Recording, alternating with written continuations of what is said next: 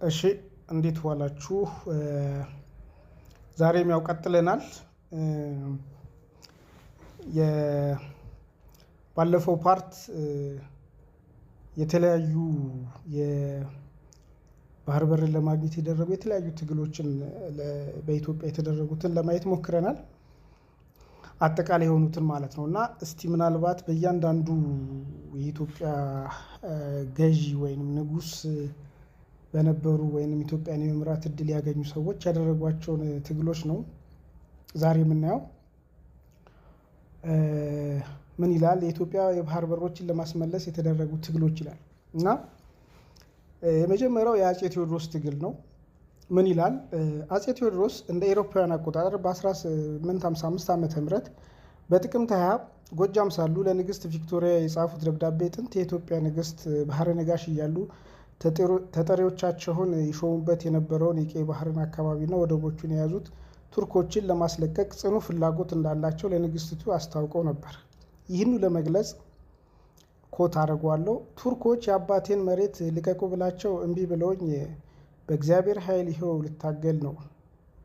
ቱርኮች በባህር ላይ ሆኖ መልእክተኛዬን አላሳልፍም ብለው ችግር ፈጥሮብኛል የሚል ነበር ደብዳቤው።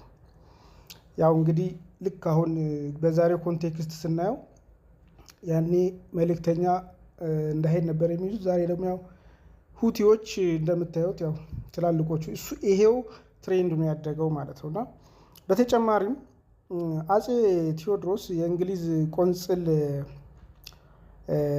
ፕላውደን እና ረዳቱ ካሜሩንን ተቀብለው ባነጋገሩበት ጊዜ ምኞታቸው ከእንግሊዝ ንግስት እርዳታ ጋር የቱርክና የግብፅ አገዛዝ ከኢትዮጵያ ጠረፎች ለመንቀልና የጥንት ኢትዮጵያን የባህር በር ለማስመለስ ማሰባቸውን ለእንግሊዞች ገልጸውላቸው ነበር። ሆኖም አፄ ቴዎድሮስ ቱርኮችና ወኪሎቻቸው የነበሩትን ግብጾችን አባረው የኢትዮጵያን ባህር በር መብት ለማስመለስና የኢትዮጵያን የባህር በር ባለቤት ለማድረግ የወጠኑት ዓላማ ግቡ ሳይመታ ሞት ቀደማቸው ይላል። እንግዲህ የአፄ ቴዎድሮስ የአፄ ዮሐንስ ትግል ሰፋ ያለ ነው። እስቲ ደግሞ የአፄ ዮሐንስን ትግል ነው። አፄ ዮሐንስ አራተኛው ስልጣን ላይ ሲወጡ ኢትዮጵያ በቱርኮች፣ በግብጾች፣ በጣሊያኖችና በእንግሊዞች ሴራ ከአክሱም ነገስታት ጊዜ ጀምሮ የነበሯት የባህር በሮቿ ተነጥቃ ሙሉ በሙሉ ወደብ አልባ የነበረችበት ጊዜ ነበር።